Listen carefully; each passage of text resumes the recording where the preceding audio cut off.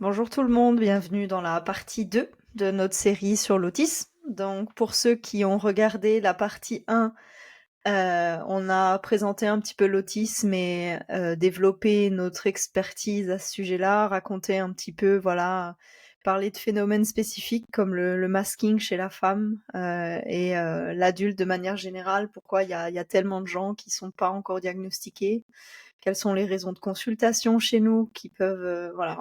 En gros, c'était vous donner le maximum d'informations pour que, ben, si vous vous posez des questions de est-ce que peut-être j'ai de l'autisme, on espère que ça vous guide, que ça vous aide.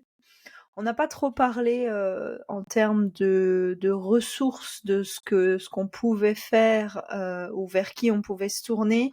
Ça sera plus le sujet d'une vidéo 3 dont la date est déjà posée, c'est le 12 mars à 18h30 si je dis pas de bêtises. Vous pouvez vous inscrire sur la page Facebook, ce sera une vidéo en live cette fois-ci, ce sera pas comme aujourd'hui enregistré. Parce que on peut pas donner des recommandations à tout le monde comme ça qui peuvent forcément être applicables pour vous. Donc on s'est dit qu'on allait faire ça en live pour la partie un petit peu plus questions et cas précis comme ça. Si vous avez des questions que vous vous posez à ce sujet, si vous savez pas vers quoi, qui vous tournez, si vous avez des sons de cloche différents, ça vous permettra d'échanger avec nous. Donc je ferai ça. Donc moi je serai présente et je serai avec François ce soir-là pour essayer de vous guider si on peut, en tout cas avec les informations que vous nous donnerez.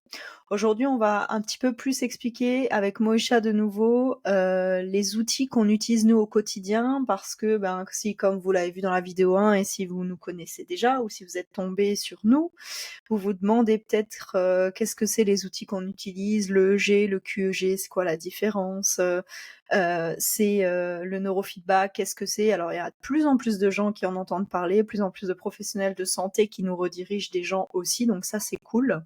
Mais c'est vrai que c'est encore très timide alors que ça existe depuis très longtemps et la science, ben, on vous expliquera ça, elle est en retard par rapport à la réalité clinique, on va vous expliquer ça. Donc juste pour une petite introduction à ce sujet-là, ici on va beaucoup parler vraiment spécifiquement de tout ce qui est cerveau lié à l'autisme, mais pas que, parce que ce sont des choses qui s'appliquent à la santé du cerveau de manière générale. Ça peut aller de l'anxiété au TDA, en passant par la dépression, le PTSD, donc le trauma. Donc ça peut s'appliquer à plein d'autres vidéos. Alors, pourquoi on parle du cerveau ici? Ben, on en parlait dans la première vidéo. L'autisme, c'est un trouble neurodéveloppemental, comme le disait Moïcha. C'est pas une maladie qu'on attrape, c'est pas un virus qui se soigne.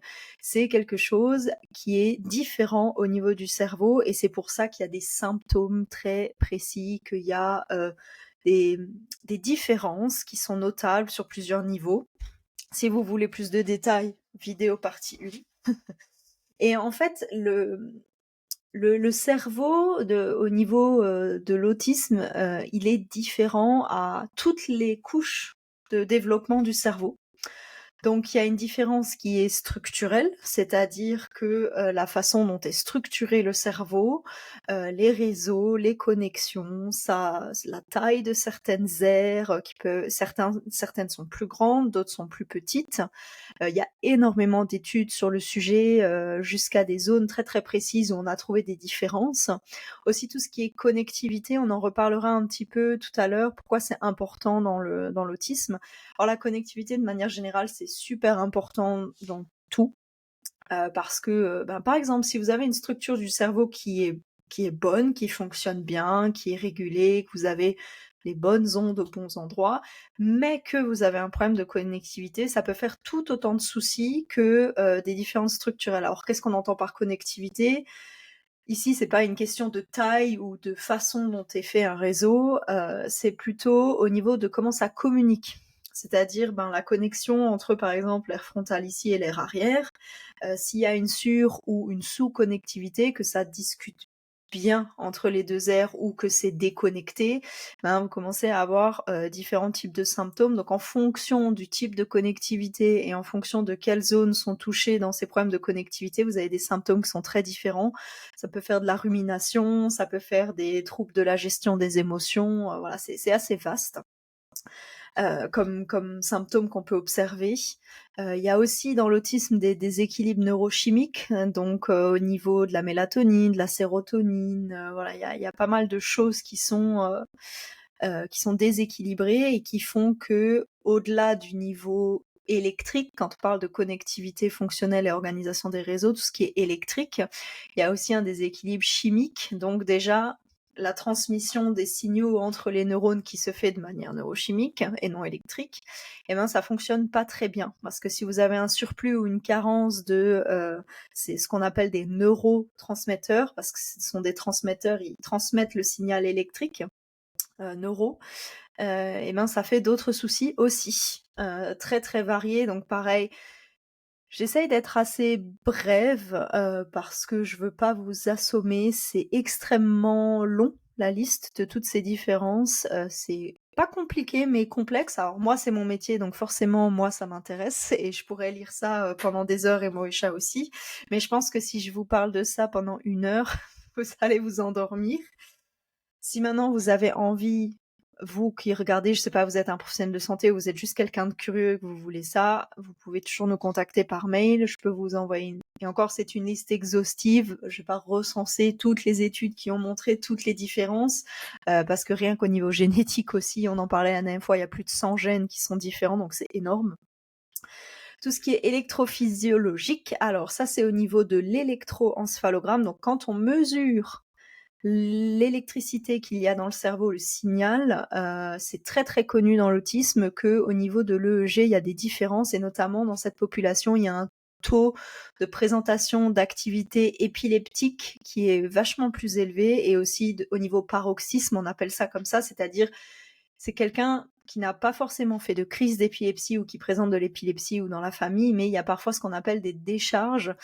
Imaginez-vous un EEG qui mesure votre cerveau, tout va bien, ça fait des petites vagues comme ça, on vous montrera à quoi ça ressemble tout à l'heure, et puis d'un coup il y a un espèce de gros pâté comme ça qui se fait, c'est un peu comme si le cerveau se prenait un coup de jus, hein, quand on se prend un coup de jus avec le doigt.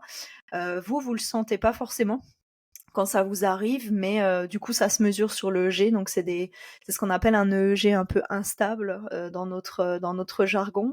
Donc ça peut faire des troubles cognitifs, hein. Parfois on a des parents qui viennent avec des enfants où il n'y a rien de spécial, mais il y a des difficultés d'apprentissage et on se rend compte qu'en fait il y a des paroxysmes, des petites décharges répétées. Alors ça peut être à cause de troubles du sommeil, d'apnée, enfin l'autisme ici, ça peut être plein de causes, donc c'est pas que l'autisme bien sûr, mais voilà, ça c'est très présent dans l'autisme. Donc c'est quand on a quelqu'un qui présente de l'autisme et qui vient faire un EEG chez nous pour mesurer, c'est quelque chose auquel il faut être super vigilant parce que dans le traitement, ça a un impact extrêmement important en fonction. Notamment de manière générale, il faut faire attention aux médicaments que les médecins donnent dans ce cas-là. Il faut faire attention à ce que nous on va utiliser comme outil pour le système nerveux, etc. Il y a des choses qui ne se font pas en cas de paroxysme, donc voilà. Tout ce qui est développement aussi du cerveau va être différent, c'est-à-dire que bon, déjà le cerveau à la base, dès la grossesse, dans le développement, il va y avoir ces différences qui vont mener à cette liste-là, mais aussi dans la poursuite du développement, va y avoir des aires qui vont avoir plus de mal à se développer que d'autres, qui vont être plus lentes, d'autres qui vont être plus rapides, etc. Et en fait, ces décalages avec la norme, c'est ça qui pose souci. Voilà, donc je sais plus dans quelle vidéo c'est maintenant. François m'avait donné le nom, mais il m'échappe maintenant. Il avait regardé une conférence d'un professionnel sur l'autisme qui exposait en détail toutes ces différentes de couches. Et il m'a dit la phrase qui m'a marquée à l'époque dans cette présentation, euh, c'était, alors j'essaie de la traduire en français, c'était en anglais. C'est dingue que les personnes avec de l'autisme nous ressemblent finalement autant parce qu'ils ont tellement de différences à tous les niveaux. Et pourtant, ils ont l'air, voilà, comme on disait la dernière fois, ça se voit pas, c'est un handicap invisible, ils ont l'air si normaux, entre guillemets. Parce que quand le cerveau se développe tellement différemment, on se demande comment ça arrive à fonctionner de base, quoi. Alors, pour changer, les choses, on parlait de type de traitement, il faut les mesurer. Ça, c'est la phrase que vous entendrez beaucoup chez nous, parce que souvent, les gens, on cherche quel type de traitement est fait pour soi et on ne sait pas vraiment vers quoi se tourner. Alors les plus classiques, les plus connus, on en parlait la dernière fois au niveau, de l'autisme. Bon, il n'y a pas de médicaments, donc c'est souvent des prises en charge thérapeutiques, très classiques. Nous, on se focus sur le cerveau, et si on veut savoir exactement d'où les problèmes, viennent, eh ben, il faut regarder le cerveau. Alors pourquoi il faut regarder le cerveau? Le cerveau, c'est le maître, je ne veux pas dire le maître absolu, on va pas exagérer, mais c'est le boss. Le C'est chef lui, d'orchestre. voilà, c'est ça, c'est le chef d'orchestre, c'est lui qui gère tout dans votre corps, et plein de choses dont vous n'avez pas conscience en ce moment-là. Par exemple, vous voyez, je parle et j'ai plus conscience que mon cerveau, tout le travail qu'il doit faire pour mettre ensemble des lettres, des mots, pour former des phrases, pour que ça ait un sens, ça se passe en quelques millièmes de secondes.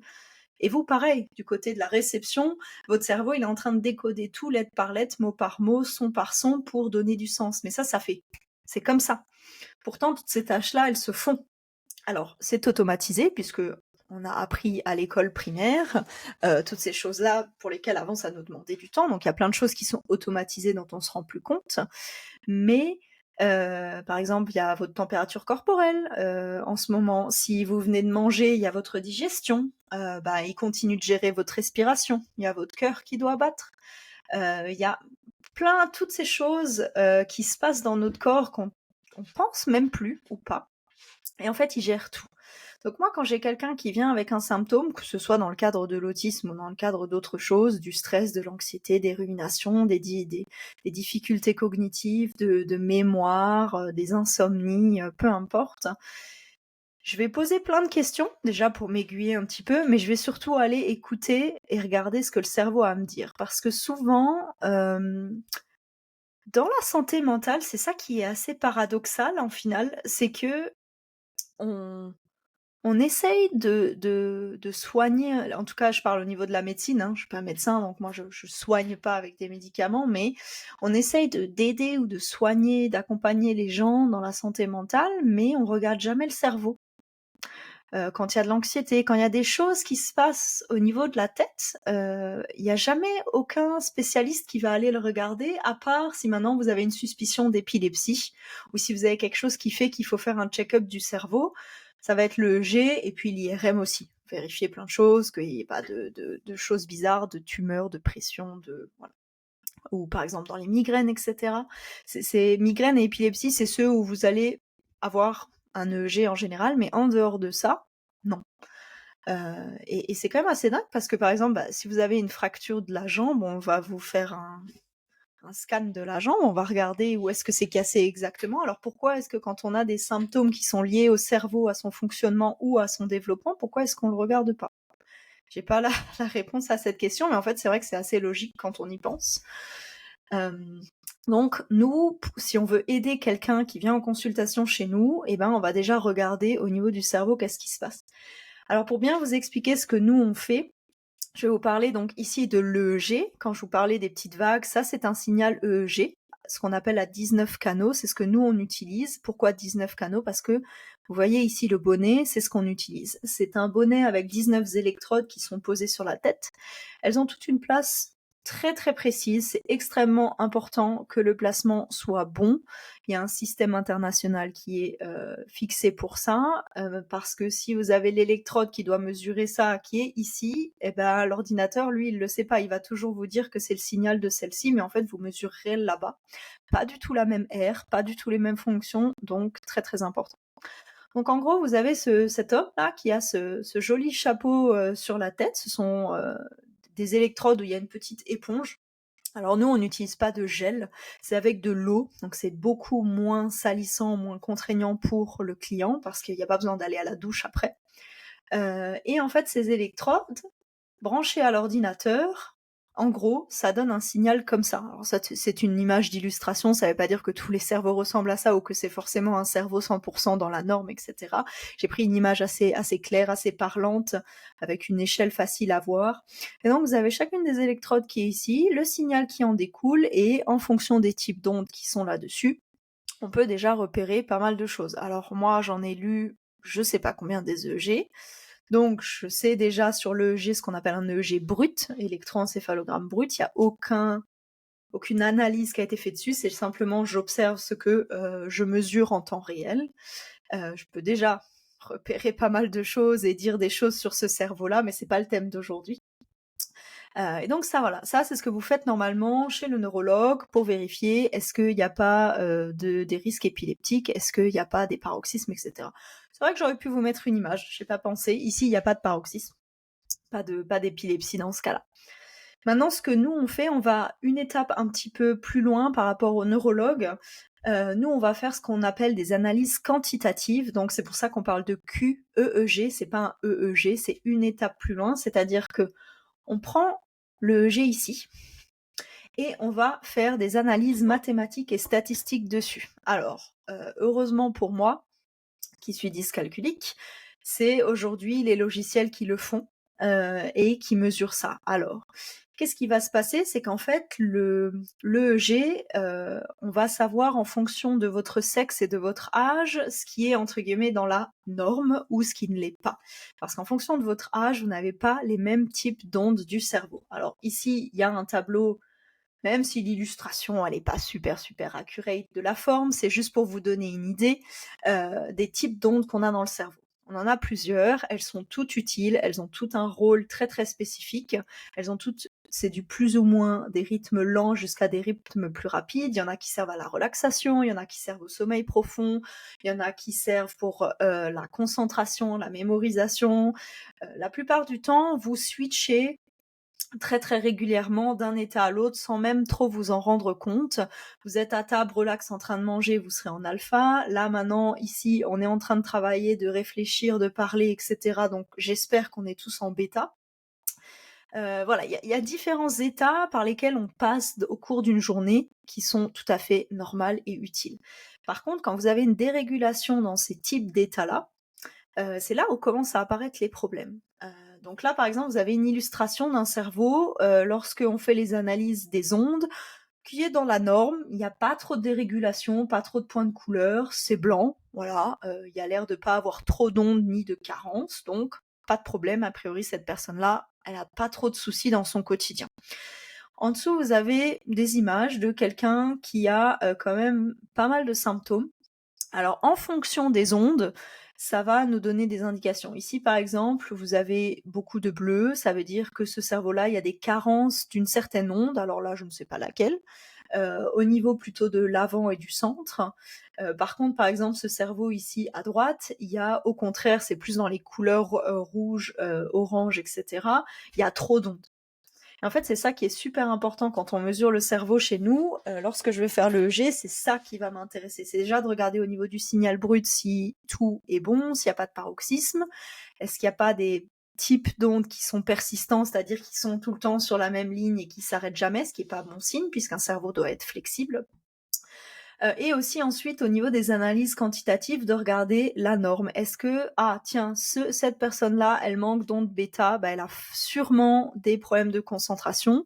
Si ce manque-là est combiné avec autre chose, ça peut être un signe de trouble de l'attention, par exemple. Enfin, voilà, il y a toute une liste de connaissances par rapport à ça, au surplus, aux carences. On peut tout voir. On peut voir l'anxiété, on peut voir les TOC, tout ce qui est obsessionnel, rigidité, la rumination. On peut voir les gens qui ont des symptômes dépressifs, si ça remonte à récemment les 6 derniers mois ou si c'est quelque chose qui traîne depuis des années. Il m'arrive aussi très souvent de voir même du transgénérationnel. Alors ça, c'est un sujet complètement à part. Je pense que ça vaudrait le coup d'en faire une présentation une fois par rapport au transgénérationnel parce que je peux vous garantir que ça se voit sur le G aussi, chose qui est assez dingue quand on y pense. Enfin voilà, on peut voir pas mal de choses. Donc nous, ce sont les analyses qu'on fait. Alors là, je vous ai mis vraiment une petite partie parce que maintenant, un client qui vient chez nous faire ce qu'on appelle une brain map, parce que les analyses qu'on fait sur le EEG s'appellent un QUEG, un EEG quantitatif, et ça donne à la fin des images qu'on appelle des brain maps, ou en français cartographie du cerveau, parce que ça donne ces petites cartes ici, qui sont en fait faciles à interpréter pour le client quand vous leur expliquez ce que c'est les couleurs, les types d'ondes et à quels symptômes c'est relié. Donc il faut savoir que nous, un rapport, ça fait pas mal de pages, donc il y a beaucoup de mesures différentes, il n'y a pas que ça, mais c'est pas le thème d'aujourd'hui. On parlait tout à l'heure des problèmes de connectivité des réseaux. On a aussi un logiciel qui nous permet de voir cette connectivité en fonction des réseaux, en fonction des fréquences, de la condition, les yeux ouverts, les yeux fermés, pour voir spécifiquement quels sont les points où il y a ici, là c'est le cas d'un réseau qui est hypo-connecté, donc tout est en bleu, donc ça veut dire que les différents points ne communiquent pas du tout entre eux. Et donc, c'est comme si ces zones-là étaient déconnectées du reste du cerveau, donc les fonctions, ça fonctionne pas. Voilà. Donc ça, c'est ce qu'on fait. C'est la première étape chez nous, de regarder, ok, maintenant on fait le point, vous m'avez dit tous vos symptômes, vous m'avez dit que vous avez ça comme souci, qu'est-ce que le cerveau, où est-ce que ça va se situer?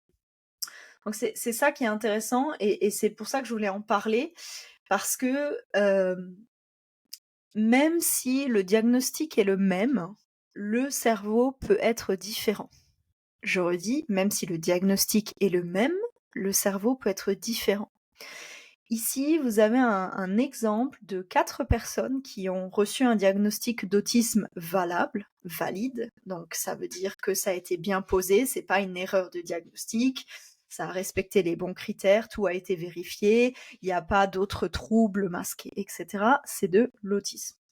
Alors, même si vous n'êtes pas spécialiste en brain mapping et en QEG comme nous, et que vous avez aucune idée de ce que ces couleurs c'est chez chaque personne et les ondes, etc., c'est pas le sujet d'aujourd'hui, mais est-ce que vous trouvez une ressemblance entre ces 4 personnes-là? J'ai choisi spécifiquement des sexes et des âges différents, mais j'ai sélectionné des profils autistiques du spectre qui étaient similaires. C'est-à-dire, j'ai pas pris quelqu'un de non-verbal versus quelqu'un avec un haut QI. Ok. Donc j'ai essayé de sélectionner parmi les bases de données des choses similaires. Moi, je sais pas vous, mais je vois pas beaucoup de ressemblances entre ces différents cerveaux. Ici, vous avez un garçon de 4 ans qui a trop de θ et qui manque d'alpha. Ici, vous avez un garçon de 9 ans qui a trop de bêta et d'iBêta, plutôt au niveau frontal ici et central. Moi, ça me fait dire qu'il y a peut-être de l'inflammation, ce genre de brain map. Et qui apparemment, il y a beaucoup de delta. Bon, à prendre avec des pincettes, ça pourrait être des clignements des yeux. Ok, des mouvements. Ici, c'est un homme de 29 ans. Tout a l'air à peu près ok, juste il a trop de bêta. Donc apparemment, il est stressé. Et ici, une fille de 6 ans. Alors elle, par contre, il y a vraiment quelque chose au niveau central. Là, il y a une carence dans pas mal d'ondes. Donc apparemment, il y a quelque chose, ces zones-là qui fonctionnent pas bien. Et un peu trop d'ondes rapides, fronto-centrales comme ça, un petit peu d'ondes lentes. Enfin, il y a un petit peu de tout partout. Et c'est ça qui me fait appuyer sur l'importance de la mesure du cerveau, de dire, ces gens-là ont le même diagnostic, est-ce qu'en voyant ça, ça fait sens de leur donner le même traitement? Ben non. Et c'est ça, elle en reparlera sûrement un petit peu après, Moesha, quand elle va vous présenter le neurofeedback, ce qu'on fait. Mais c'est en partie ce qui explique aussi pourquoi au niveau des hautes autorités de santé, que ce soit en France, au Luxembourg, en Belgique, etc. En Allemagne, c'est un petit peu différent, mais parce que le neurofeedback est remboursé sous certaines conditions.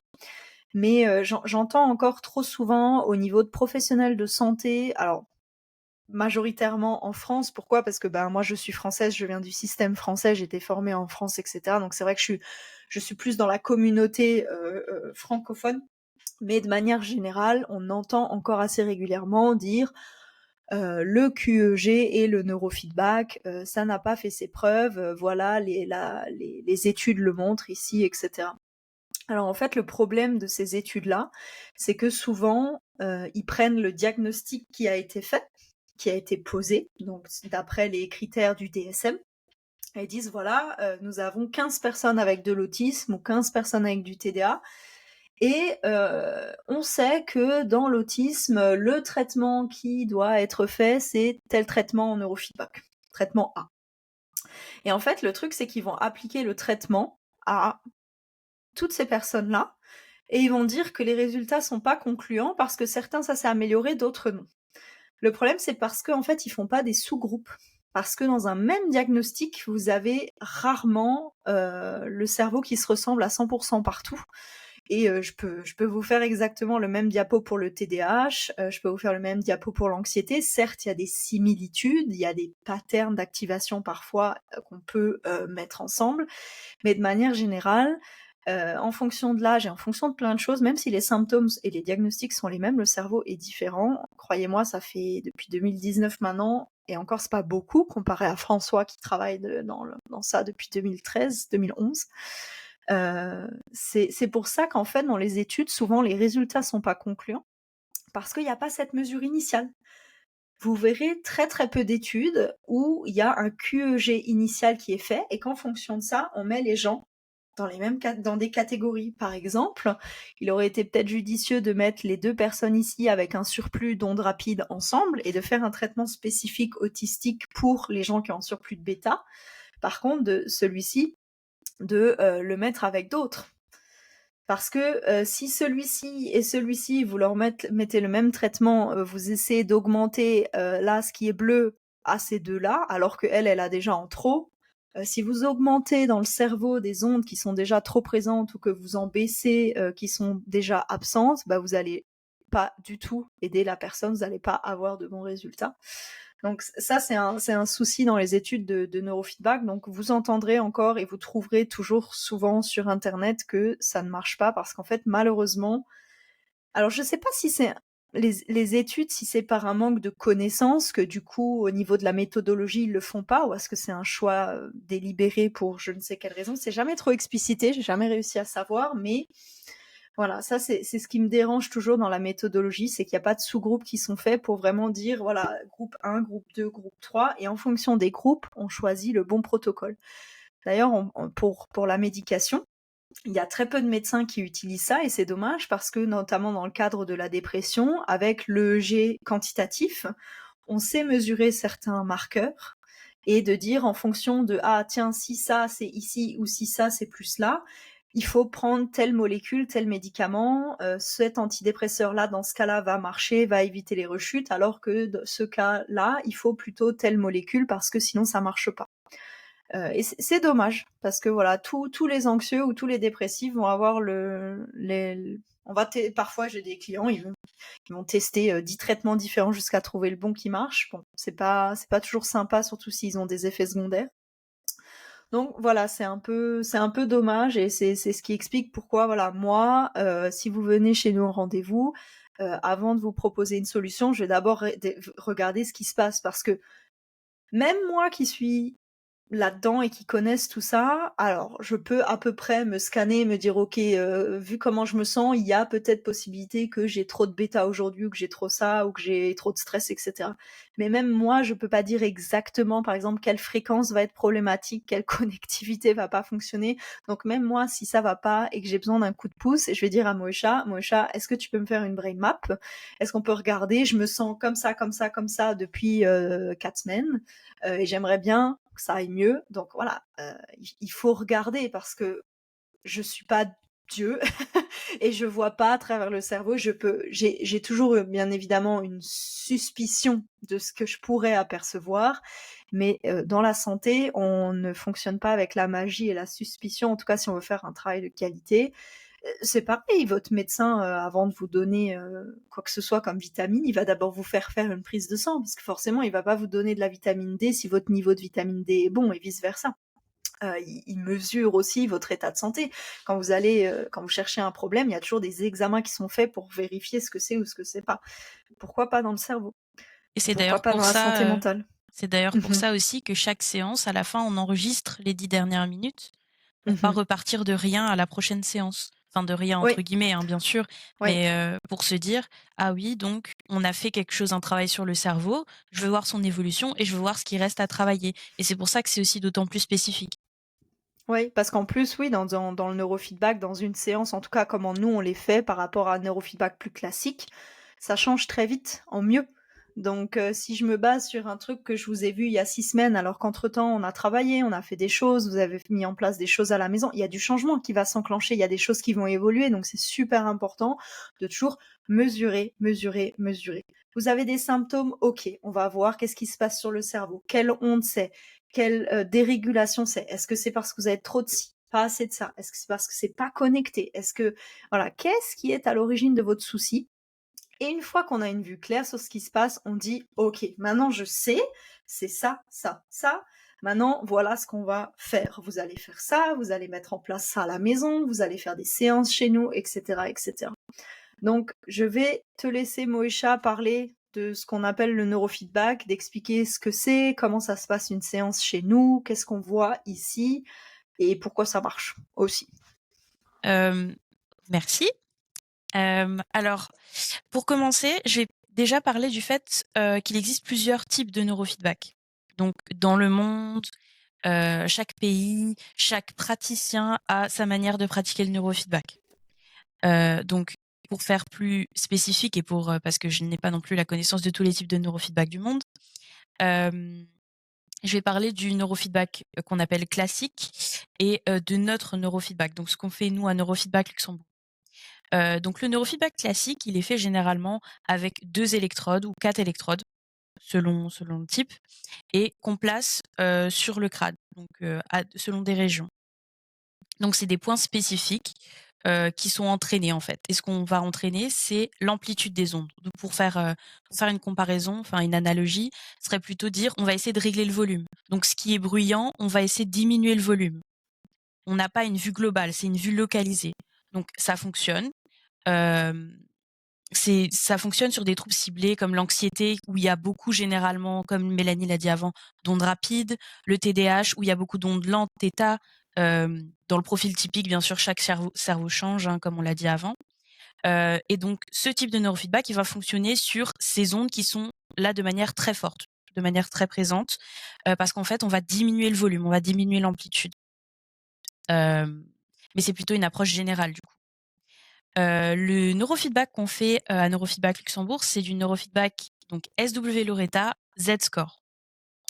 Donc SW Loretta, je vous épargnerai les explications. C'est bien trop complexe, même pour moi, mais je le C'est un comprends. terme compliqué pour dire Voilà. quelque chose. Mais pour les Z-scores, ça, je peux l'expliquer. Comme Mélanie en parlait avant, en fait, on fait du QEEG. Et donc, le neurofeedback est basé également sur les mêmes principes que le QEG, c'est-à-dire les résultats sont comparés à une base de données normative. C'est-à-dire pour un âge ou un sexe, on a un groupe de personnes avec un cerveau typique, normal, entre guillemets, mais un cerveau typique, donc il y a un fonctionnement typique, qui ont été regroupés. On a mesuré leur activité, et donc chaque personne à qui on va mesurer l'EEG, donc par exemple si je fais un EEG à Mélanie, je lui fais sa brain map, je fais l'enregistrement, elle va être comparée au groupe de femmes de son âge avec qui ont un cerveau, un fonctionnement typique. Et donc c'est comme ça qu'on calcule des dérégulations, quand il y a trop de quelque chose ou pas assez de quelque chose. Et c'est grâce à ça aussi qu'on peut voir les différentes couleurs donc sur les brain maps. Donc le neurofeedback SW Loretta, pour refaire une analogie, c'est plutôt du coup ce qui va permettre de réguler tout un orchestre, mais en prenant chaque instrument, chaque personne qui joue un instrument et en y allant de manière spécifique pour régler le volume général. Voilà, l'ensemble général. Et donc nous, en fait, on fait ça avec, comme encore une fois Mélanie l'a dit avant, un casque avec 19 électrodes.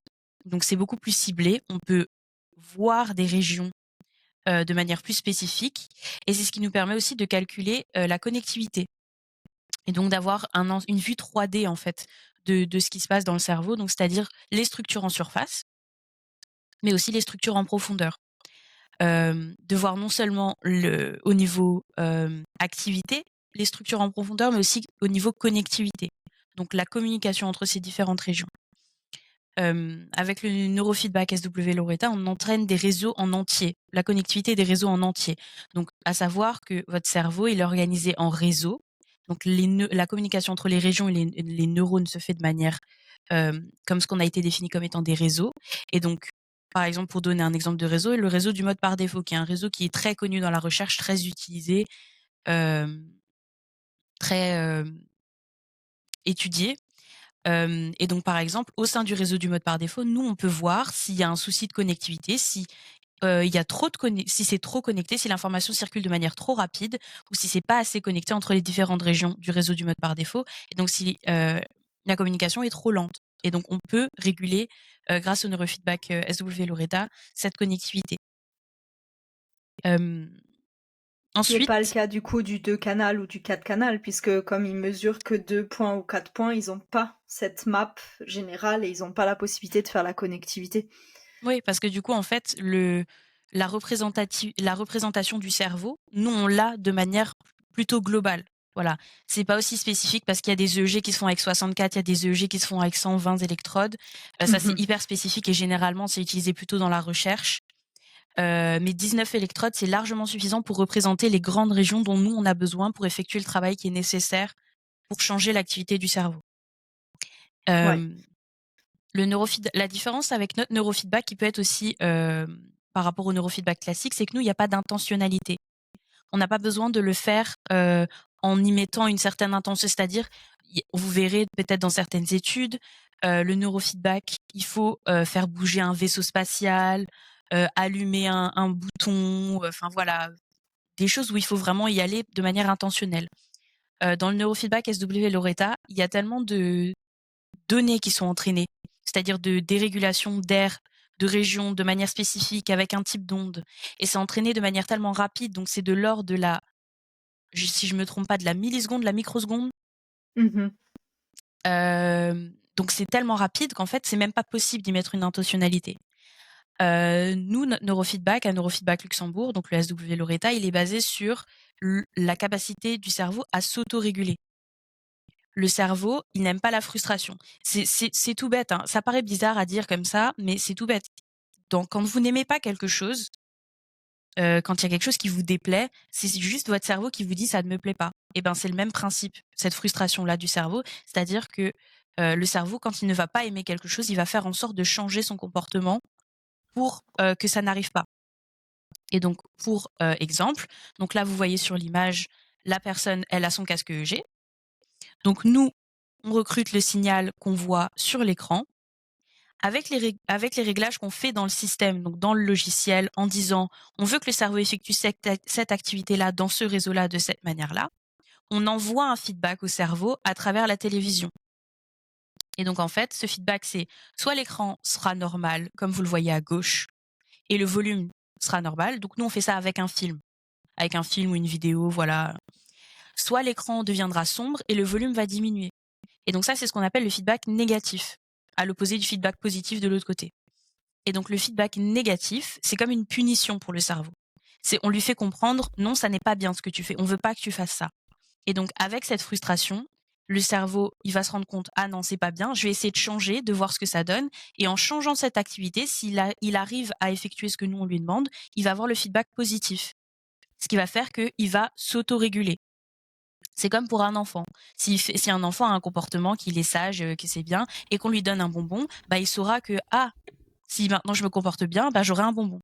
Au contraire, si un enfant effectue un mauvais comportement et qu'on lui dit et qu'on le punit en fait tout simplement, bah, l'enfant il va se dire je vais peut-être pas refaire la même chose. Bah, c'est le Oui, même principe. l'absence de récompense. Ici, c'est pas une punition, on flagelle pas le client, Voilà. hein, mais l'absence de récompense de juste dire non, en fait, c'est une punition en soi, de poser un cadre. Et ici, c'est alors là, je t'avais mis c'est le cas d'un client anxieux, donc c'est vrai qu'on pourrait faire ça avec n'importe quelle onde en fonction du cas, mais là, tu as le cas d'un client anxieux, du coup, avec le high beta. Et du coup, on effectue ces séances donc pendant 1 heure. Voilà, donc pendant 1 heure, votre cerveau, on lui dit fais ça, fais ça, fais ça, fais ça, fais ça. Et on le fait au minimum 10 fois. Pourquoi 10 fois? Parce qu'en fait, le neurofeedback, c'est un entraînement.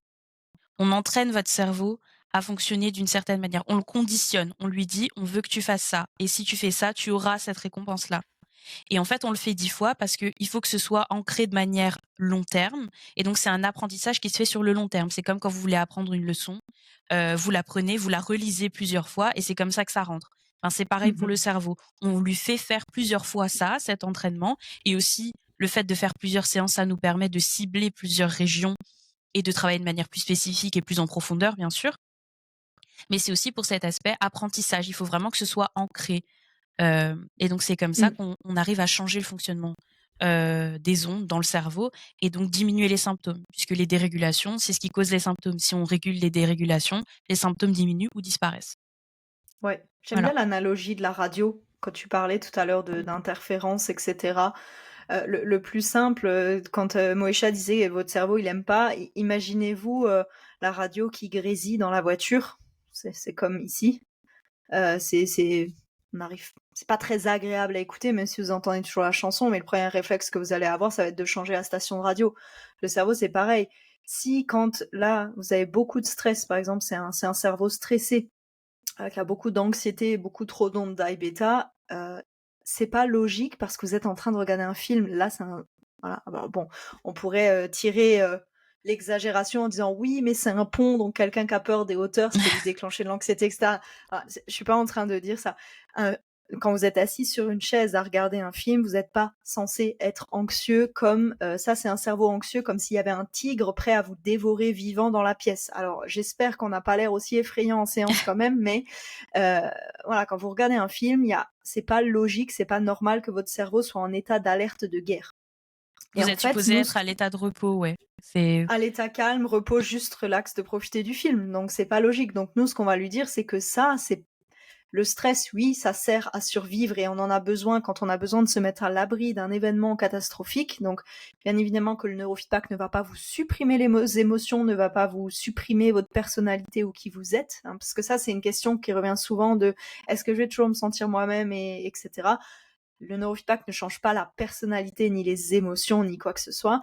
Juste, ça met les choses au bon endroit. Oui, le stress et l'anxiété est un mécanisme de survie, mais il n'est pas adapté quand vous regardez un film. Et le problème, c'est que si déjà il est comme ça quand vous regardez un film, bah, j'ose pas imaginer dans quel état il est dans d'autres moments. Et donc, c'est de dire au cerveau, ben ça, là, maintenant, c'est pas adapté. Quand Moïcha parlait d'autorégulation, c'est vraiment ça, c'est que votre cerveau doit s'adapter à la situation. Il doit être flexible, il doit être plastique. Vous avez du stress, boum, vous allez courir, vous activer pour pas louper votre bus, ah là là là là, vite, vite, boum. Bon, deux solutions, soit vous l'attrapez, soit vous le loupez. Mais dans les deux cas, une fois que la situation stressante de aïe aïe aïe, je vais louper mon bus est passée, votre cerveau est censé switcher de l'anxiété à de nouveau quelque chose de plus relax. Je récupère mon souffle, c'est bon, ok, soit je l'ai, soit bah de toute façon je vais attendre le prochain, tant pis. Il n'est pas censé rester comme ça à longueur de journée, et c'est souvent le cas. D'ailleurs, pour les gens qui viennent nous voir, c'est souvent quand il y a un état chronique bloqué. Et donc, pendant la séance de neurofeedback, quand votre cerveau ne sera pas adapté comme ça, l'écran devient foncé. Par contre, dès qu'il va diminuer cette dérégulation, ce surplus d'ondes rapides, bah hop, ah, et le cerveau va se rendre compte, tiens, quand je baisse les ondes rapides, j'ai plus de films. Donc, il va être encouragé. Nous, on le force pas à faire. Hein. Moïcha et moi, on n'est pas là à vous mettre des coups de pelle ou des coups sur la tête ou, comme vous dire, à vous punir à coups de fouet ou en absence de bonbons. C'est le film qui va le faire et c'est votre cerveau qui va le faire tout seul. C'est-à-dire que lui, comme il va faire le lien de dire tiens, quand je réduis et quand je me régule et quand je fais ça, j'ai plus de films clairs, bah j'ai tout autant intérêt à faire ça pour continuer à profiter de mon film tranquillement. Alors, ça va changer quand même toute la séance parce que nous, le but, c'est de vous améliorer. Donc, une fois que le cerveau, il a compris ça et qu'il est devenu bon, on va augmenter la difficulté. C'est-à-dire, au début, on va lui dire, OK, régule-toi un peu. Encore. Ah, tu peux encore faire mieux. Encore un petit peu. On va lui demander de plus en plus d'efforts. Et comme elle disait, on va répéter cet exercice sur plusieurs séances, au moins une dizaine. Et se passer en général d'une bonne semaine, parce qu'il faut laisser le temps aussi au cerveau quand même de d'intégrer. mettre en pratique ce qu'il a appris et d'intégrer. Mais voilà, on va lui demander au début sur des réseaux plus simples, et puis après on va sur des réseaux plus difficiles, plus complexes, plus voilà, des choses qui touchent aux émotions, des choses qui touchent au développement moteur, voilà, on va pas démarrer direct par les émotions à la première séance parce que sinon après ça va être trop rude pour le cerveau, vous allez nous détester. Et c'est pas le but. Voilà, le but c'est d'y aller doucement à votre rythme, en mesurant toujours votre cerveau. Comme dit, votre cerveau est toujours enregistré. On suit ces choses de près. en gros, les gens se posent toujours la question, mais qu'est-ce que vous fabriquez derrière votre ordinateur? Je vous entends souvent cliquer et taper. En fait, nous, pendant 1 heure, on regarde votre EEG qui défile et on est super attentif de voir qu'est-ce qui augmente, qu'est-ce qui descend. Au niveau de la récompense, est-ce que vous en avez assez d'écran clair sur la séance? Est-ce que vous en avez trop? Alors c'est trop facile, donc il faut qu'on augmente la difficulté pour un peu challenger votre cerveau, sinon il s'ennuie. Il va pas trop bosser, il est un peu fainéant. Puisqu'il y a Ou aussi alors, il y a la subtilité entre c'est trop facile et ouais, donc le cerveau ne fait plus aucun effort, exact. et c'est trop difficile donc le cerveau ne fait même pas l'effort d'essayer. Et donc il y a aussi Non, toute cette subtilité où il faut être très attentif pendant toute la séance et se dire je fais en sorte que le cerveau soit dans un état où il évolue sans pour autant que les choses soient trop faciles ni trop compliquées. ouais, sinon ça le démotive en Voilà, fait. Ça exactement. décourage de dire pourquoi est-ce que je me fatigue si j'ai pas de récompense. Ou alors Ouais. pourquoi est-ce que je fais des efforts si c'est de toute façon trop facile? Oui aussi, oh, je pas, hop, j'ai toujours l'écran clair sans rien faire, donc je fais rien. Donc c'est voilà, on appelle ça dans le jargon du conditionnement. Pour le terme, pour ceux qui sont intéressés, c'est pas plus bête que ça et ça fonctionne très bien et le cerveau est un très bon élève, n'est-ce pas, Moïcha? Tout à fait. Peu importe l'âge, hein, on le Mmh. répète aussi, mais il est jamais trop tard pour faire quoi que ce soit pour son cerveau. Il peut apprendre et changer jusqu'à notre trépas. Donc, Puis chaque cerveau, bien sûr, a ses spécificités. Il faudra plus ou moins de séances. Et chaque séance est adaptée. Donc nous, on n'a pas un protocole déterminé. Comme elle disait Mélanie, chaque séance est adaptée à chaque personne au moment où la personne, elle rentre. On demande déjà qu'est-ce qui se passe. C'est pour ça qu'on demande aussi des feedbacks, de savoir ce qui se passe, de voir les changements pour à chaque fois adapter de manière spécifique le traitement parce que c'est propre à chaque personne. En fait, chaque cerveau, il y a autant de cerveaux sur Terre que de personnes sur Terre. Donc, ouais. chaque traitement est adapté de manière spécifique. Oui, oui, c'est pas un traitement pour un diagnostic ou un type de.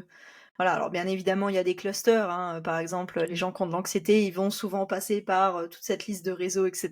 Il y a bien évidemment des grandes familles, des grands réseaux qui quasiment tout le monde va y passer parce que ça gère tellement de choses. Mais effectivement, voilà, comme elle disait, les feedbacks, c'est super important parce que nous, on enregistre votre cerveau, on prend des notes de tout comment se passe la séance, mais ce qui est super important, c'est de savoir, ok, comment la personne, elle a réagi après.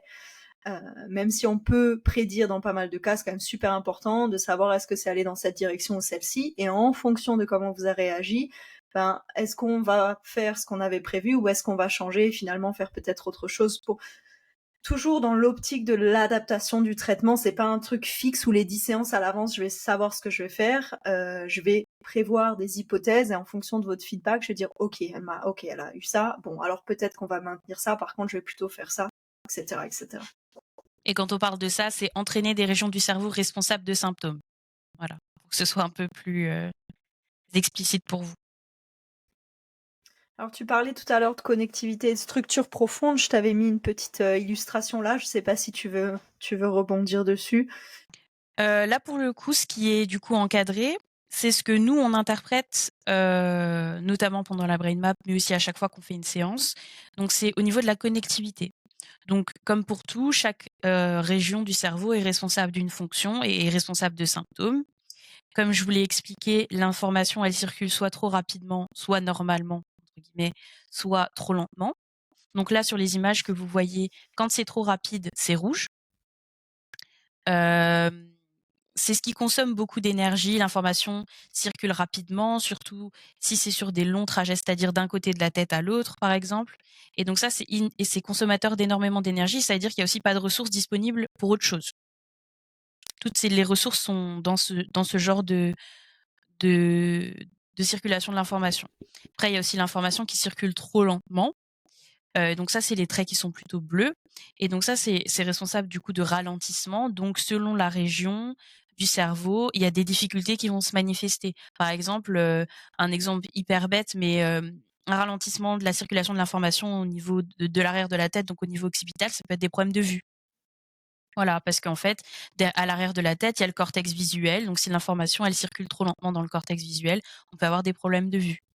Voilà, la vision floue ou des problèmes pour faire, l'accommodation. Enfin voilà, je vous épargne, tous les détails, mais c'est pour dire que chaque région du cerveau est spécifiquement responsable d'une fonction et donc c'est aussi simple de se dire que si l'information circule trop vite ou trop lentement, il y aura forcément des problématiques vis-à-vis de ces régions-là et du coup de ce qu'elles, sous-tendent.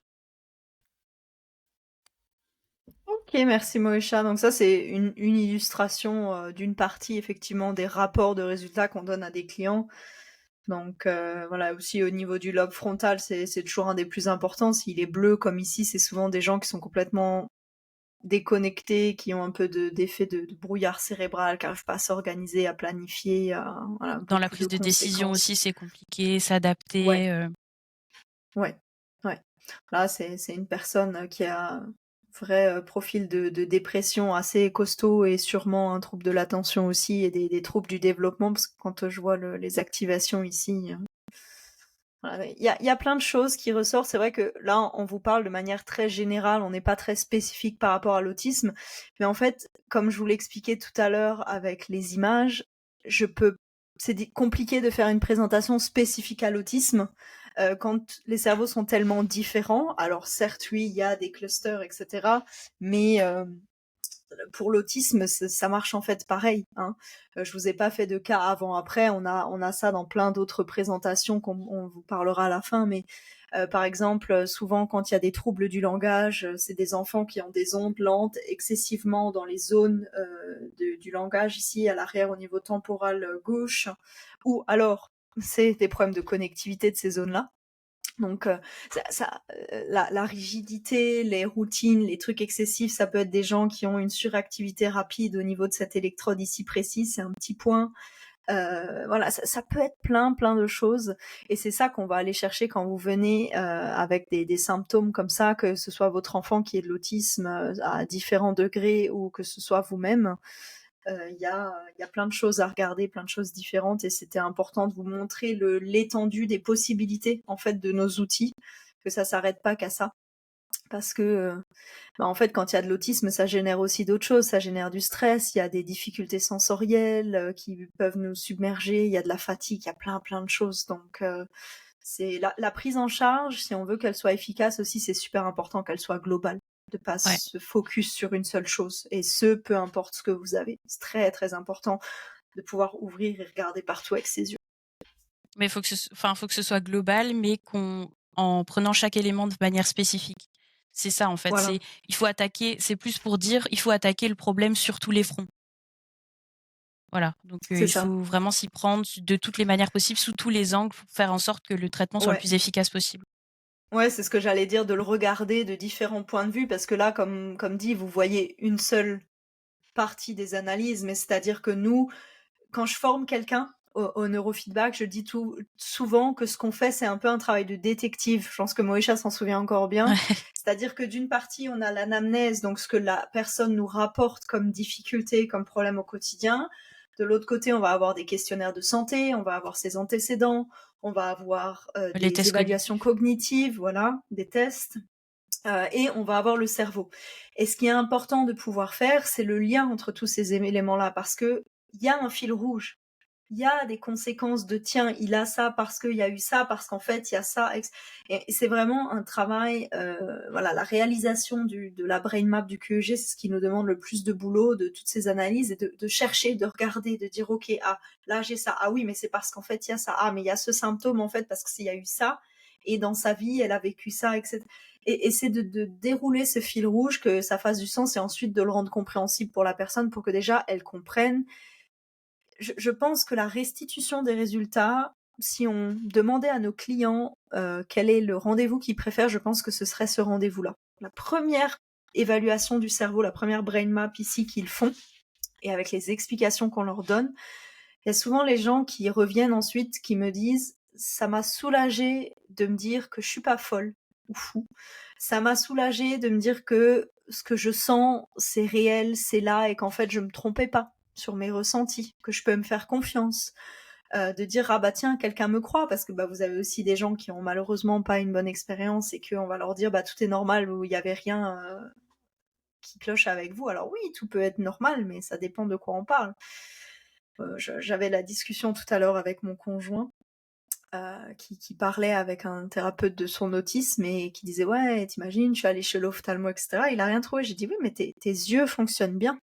c'est pas le problème de tes yeux, donc forcément pour l'ophtalmologue, t'as pas de problème physique au niveau de ton œil, mais c'est l'interprétation des stimuli sensoriels et surtout lumineux que ton cerveau en fait qui, si tu es fatigué et t'as mal dormi, que t'es pas de bonne humeur, que t'es pas en forme, avec l'autisme, malheureusement, tu as une sensibilité beaucoup plus élevée, malheureusement ou heureusement, ça dépend comment on le voit, mais à ce moment-là, quand on est fatigué, le cerveau arrive pas à le process, et en fait, ça lui donnait des vertiges. Et lui, il pensait qu'il avait un problème physique. En fait, c'est quand son cerveau, avec l'autisme, surcharge sensoriellement, ça lui fait des vertiges et des tensions. Mais forcément, au niveau physique, il a pas de problème de vue, il a pas de problème de tension, il a pas de problème... Tout allait bien. Donc forcément, le problème était ailleurs. Moi, Voilà. dans mon cas, ce que j'avais beaucoup aimé avec la brain map, c'était que c'était même pas cette question de on me croit ou autre qui est aussi très importante. C'était vraiment, je me suis dit ah oui d'accord donc la personne me connaît mieux que je me connais moi-même. C'est-à-dire que sans que et c'était François qui m'avait fait mon rapport, Ouais. enfin mon débrief, et de dire donc il ne me connaît absolument pas, mais il me dit des choses que moi je sais à peine sur moi-même, mais lui il les Mmh. dit comme s'il me connaissait depuis toujours, et c'est ça qui est hyper impressionnant quoi. Oui, bah Euh, oui, parce que forcément, on le voit sur le cerveau, du coup, on le sait, le cerveau, comme tu disais, je pense, c'est dans la première présentation, tu disais, voilà, le cerveau, ça ment pas. ouais, Nous, on peut parfois avoir du mal à comprendre ce qui se passe là-haut et à dire, ok, est-ce que je suis excitée, est-ce que je suis stressée, est-ce que je suis triste ou de mauvais poil, est-ce ouais, que c'est des ça. fois c'est un peu confus, on n'arrive pas trop à mettre de mots dessus, même pour moi qui suis psy et professionnelle de ce truc-là, mais c'est pas toujours facile parce que bah, c'est Tout se sur mélange soi-même. aussi. Voilà. Il y a tout qui se mélange et puis c'est Donc là, difficile au de... moins, c'est clair. Ouais. Et on peut le visualiser et du coup en faire une interprétation. Oui, puis on a une vue claire de ce qui se passe et on sait en fonction de là, pour vous, ça vous parle pas forcément de l'autre côté de l'écran, mais pour nous, voilà, en fonction de ce que je vois de ces dérégulations et des différents types d'ondes et de la connectivité, ben je saurais dire à la personne qu'est-ce qu'il faudrait faire pour que ce symptôme s'enlève, que ça aille mieux, que ça s'améliore, etc. Parce qu'en fonction du type de symptômes aussi, il y a une prise en charge qui est différente.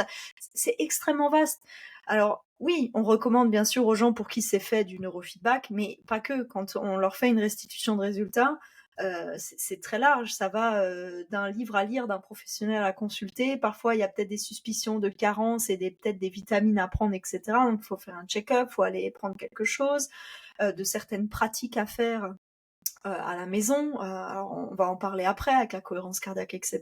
Mais il y a plein de choses à faire. Et pareil, nous, on recommande jamais aux gens ne faites que le neurofeedback avec nous. Absolument pas. Parce que le neurofeedback, ça s'inscrit dans une prise en charge et ça vient compléter d'autres choses que vous faites, que ce soit de la thérapie, des médicaments. C'est super si vous agissez, comme disait Moïse avant, sur tous les plans. En fait, que vous prenez le problème de plusieurs aspects ou les difficultés, et ben ça marche vachement mieux que si vous faites une chose à chaque fois. Ça va plus vite aussi. Et c'est important aussi de, comme on le dit, parce que dans beaucoup de troubles, c'est important de s'occuper, c'est bien de s'occuper du cerveau, mais il faut aussi s'occuper de l'aspect psychologique et de l'aspect corporel. En fait, les trois vont de pair, enfin pas de pair du coup vu qu'ils sont à trois, mais les trois vont ensemble. De trio. Voilà, c'est le trio gagnant en fait. Il faut s'occuper des trois en même temps, en parallèle, pour que l'amélioration puisse se faire sur tous les plans encore une fois et que du coup ce soit d'autant plus Mhm. efficace. Le neurofeedback, il fait partie, comme Mélanie l'a dit, d'une approche qui est complémentaire avec d'autres éléments et c'est un catalyseur aussi de d'autres choses. Donc c'est hyper important de pas seulement se Ouais. focaliser sur un élément pour espérer aller mieux. Oui, vous n'êtes pas qu'un cerveau, hein, pour nous, je vous rassure, même si on est passionné, on ne voit pas juste un cerveau qui se balade. Voilà, disons que ça, c'est la finalité et l'illustration. Après, attention, je mets un petit disclaimer aussi, parce que il y a des gens qui des fois voient ça et qui disent ah oui, mais toutes ces couleurs, alors ça veut dire que c'est que des dérégulations, mais du coup, comment je fais pour avoir mon cerveau tout blanc, tout nickel?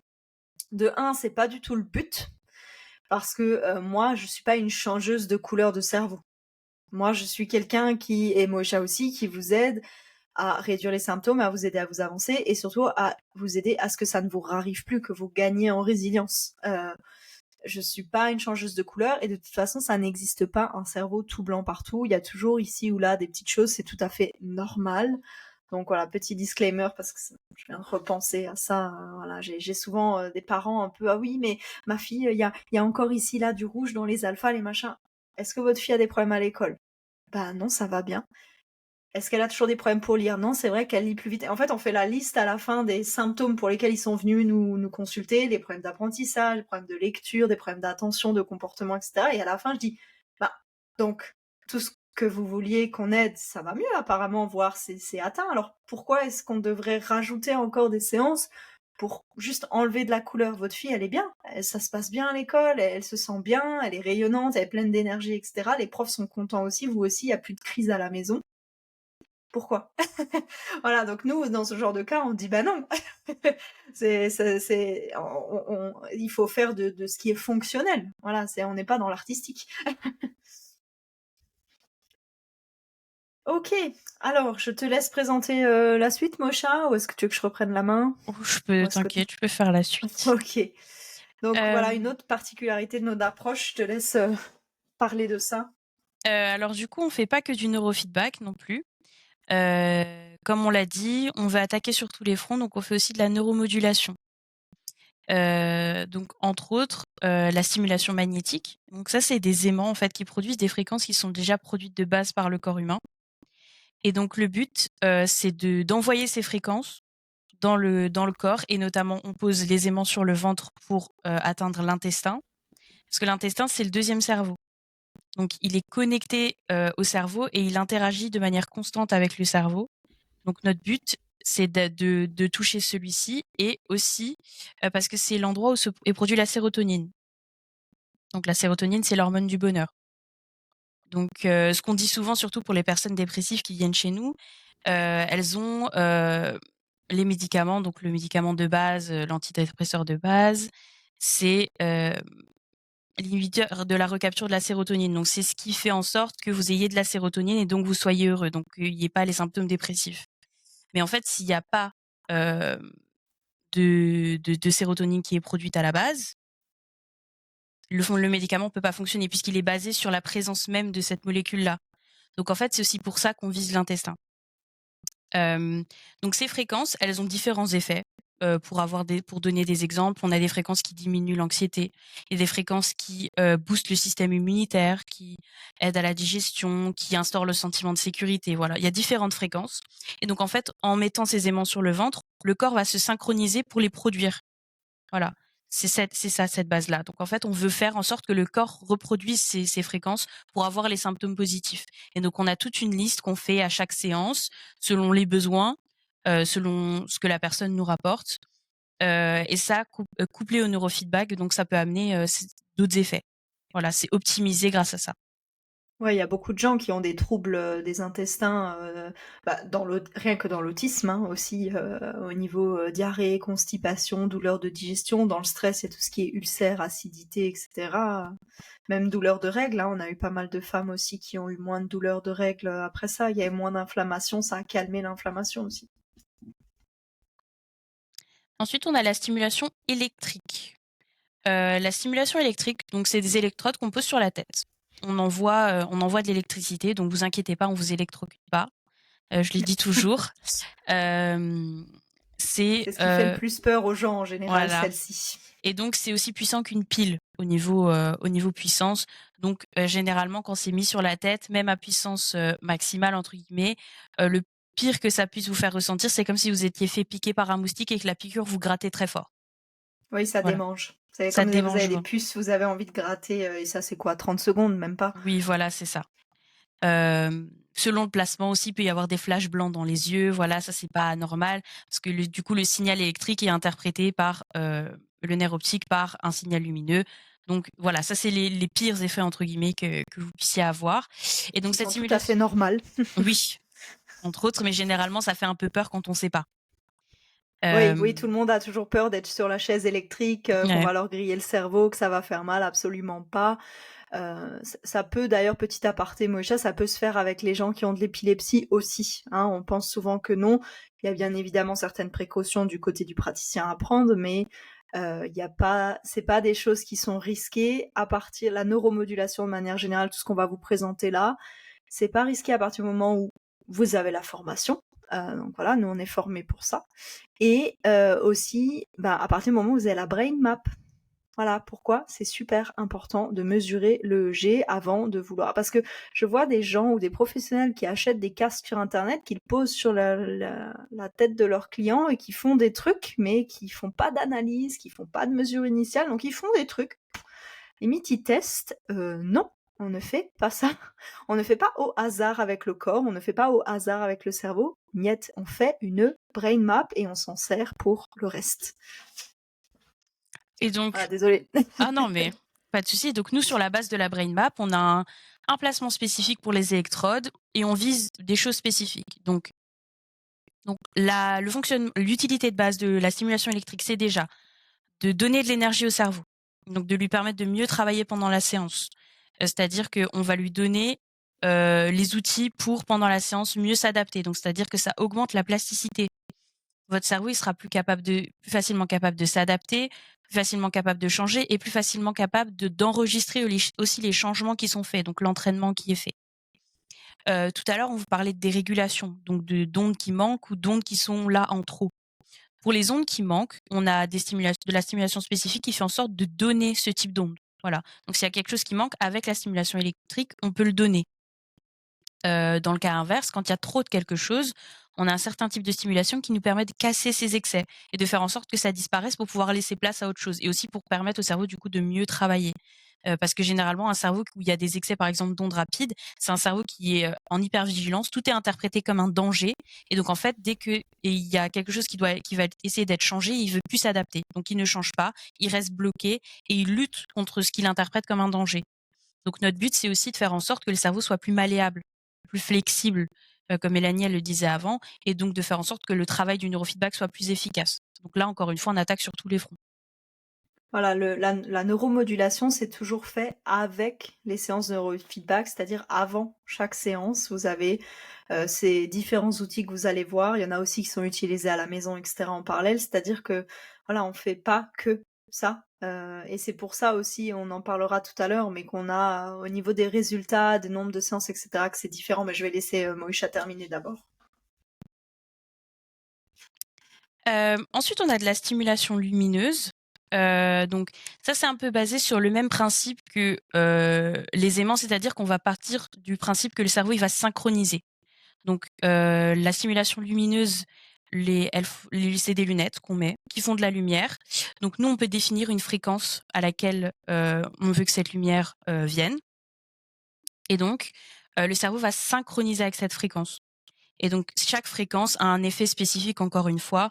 Je vous épargne les détails, mais par exemple, on a des fréquences, si on décide de mettre de l'alpha, c'est pour que la personne se détende. Et aussi, si elle manque d'ondes alpha, ça va être un supplément, en fait. Ça va être une implémentation d'ondes alpha en plus. Et pendant cette stimulation lumineuse, on demande aux personnes de faire de la cohérence cardiaque. Donc ça, c'est un exercice de respiration qui consiste à respirer de manière lente. Donc généralement, la base, la moyenne, c'est 5 secondes d'inspiration, 5 secondes d'expiration. Ça peut être plus, ça peut être moins selon la pratique, selon l'expérience, voilà, selon les besoins. Mais la cohérence cardiaque, elle a pour but de, du coup, réguler le rythme cardiaque. Donc ça a une influence sur la variabilité du rythme cardiaque, d'être plus synchronisé avec la respiration et de faire en sorte que le corps et la tête soient synchronisés et d'être dans le moment présent. Et en fait, la cohérence cardiaque, il y a de nombreuses études qui ont été menées. Ça a aussi des effets sur le système immunitaire. Ça améliore le système immunitaire. Ça a de très bons effets sur l'anxiété et le stress, donc une grosse diminution. Et donc, c'est hyper pertinent de le faire aussi à ce moment-là, d'autant plus que si on implémente avec des ondes qui sont supposées aider à la relaxation, on fait... c'est un travail, en fait, combiné. Voilà. Oui, ne sous-estimez pas la cohérence cardiaque, que ce soit dans le cadre des troubles du développement, dans l'anxiété, c'est quelque chose, même dans le cadre de votre travail, faites-le même que 30 secondes dans la journée.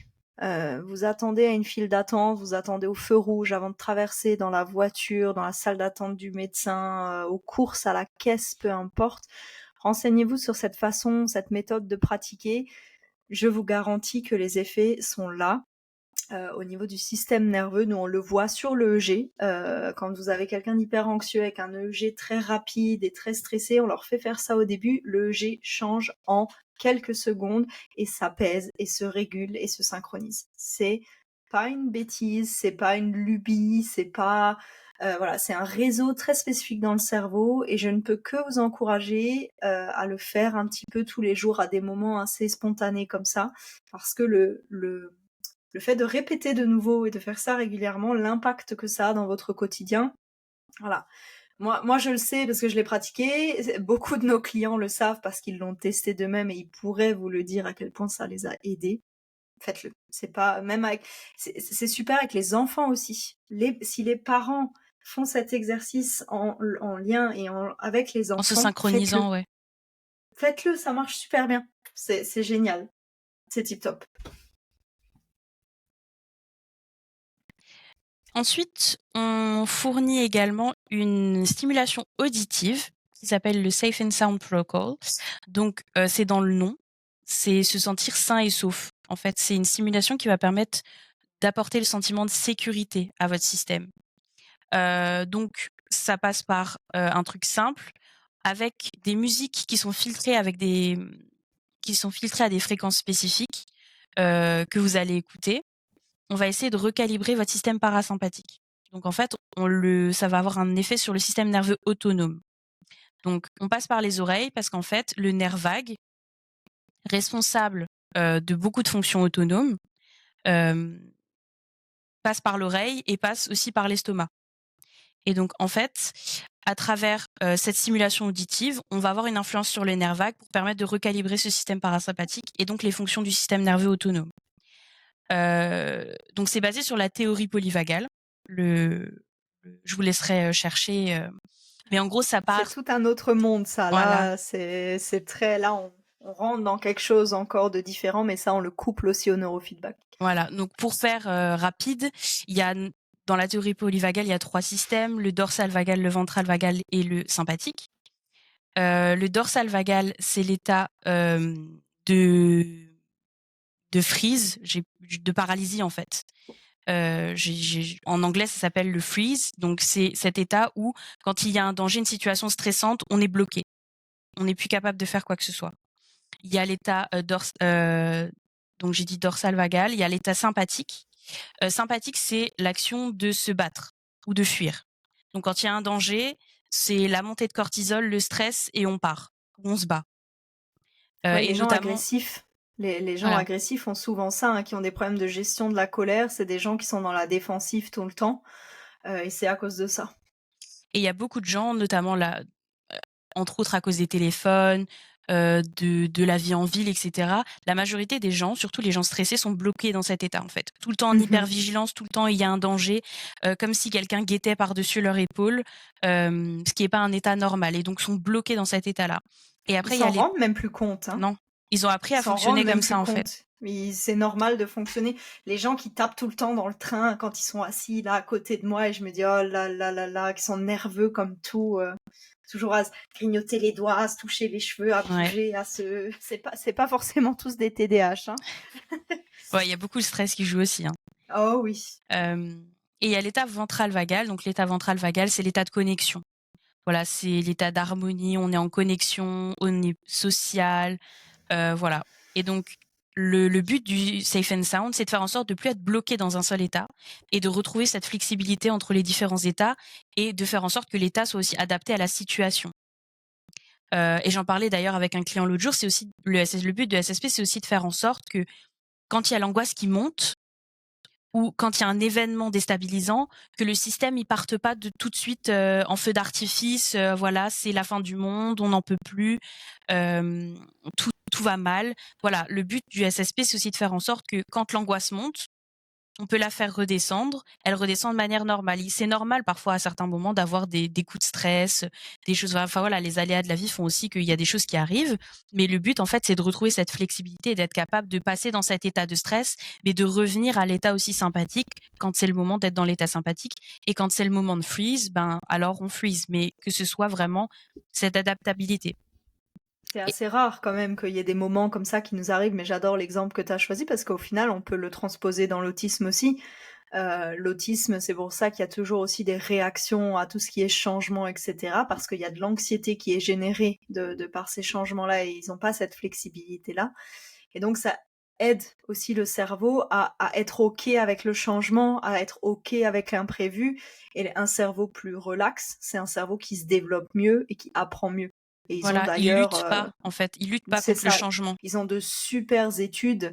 Là, les derniers mois et années, ils se rendent compte qu'ils ont des tellement bons résultats dans l'autisme pour aider les enfants dans leur apprentissage du langage et de leurs fonctions que ils sont vraiment en train de faire pas mal d'études là-dessus. Si vous les voulez, on peut vous les envoyer, mais c'est super intéressant de Ouais. voir les cas, les avant-après, le SSP, c'est génial. Donc le SSP, ça fonctionne super bien sur l'anxiété, les troubles du sommeil. Donc forcément, si votre système est plus en hypervigilance, ben, c'est mieux, c'est plus facile de dormir. Ça aide à la digestion, ça aide aux tensions dans le corps. Dans l'autisme, le TDAH, il y a de nombreuses études qui ont été menées pour lesquelles ça fonctionne très bien, même sur les symptômes dépressifs. En fait, ça aide à une régulation globale, le SSP. Moi, Et ça donc, m'a enlevé mes tinnitus. Je voilà, sais par pas quels exemple. ont été tes trucs à toi. Moi, j'ai plus les tinnitus, alors c'était lié au stress, donc ça, c'est sûr. Je m'étais pas abîmé les oreilles, mais c'est vrai que j'avais une sensibilité auditive, acoustique qui était toujours fort là. Quand il y a un camion qui passe, de pompiers, une sirène, tout ça, j'étais obligée de me boucher les oreilles dans la rue ou un bête marteau sur un clou. Le sifflement dans l'oreille que ça me déclenchait, c'était absolument atroce. Et j'ai quasiment plus ça. Depuis que j'ai fait le SSP, j'ai plus de cauchemars non plus. Pareil, aussi ça c'est quelque chose qui a disparu. Moi, c'était le sommeil, ouais. Ça a vraiment tout changé pour mon sommeil. C'était, moi, j'avais tendance à beaucoup me réveiller la nuit, beaucoup me retourner, et puis quand je fais le SSP, c'est des nuits d'une traite. Il y a pas de réveil, il y a pas de retournement. Si je m'endors dans une position, je me réveille dans la même. Donc, Super, tip top. Parce que oui, hein, on vous parle de nos outils, mais on les utilise sur nous aussi. Hein, d'ailleurs, en premier, on les utilise sur nous, mais c'est quelque chose qu'on a aussi au quotidien. On se fait parfois des séances de neurofeedback, on se fait parfois de la steam. Voilà, c'est pas quelque chose qu'on fait qu'avec vous parce que bah c'est bénéfique. Donc pourquoi est-ce que nous, si on l'a, on ne le ferait pas, on ne l'utiliserait pas? c'est ça, Voilà, exactement. on serait bien bête. Si tu veux bien, Mélanie, je te laisse reprendre la main parce que je pense que tu parleras mieux de ce sujet que moi. Je sais pas, mieux, je pense que le plus passionné de ce sujet-là, qui a le plus deep dive, c'est François. Ouais. Mais la photobiomodulation, pardon, c'est tout un sujet aussi encore à part.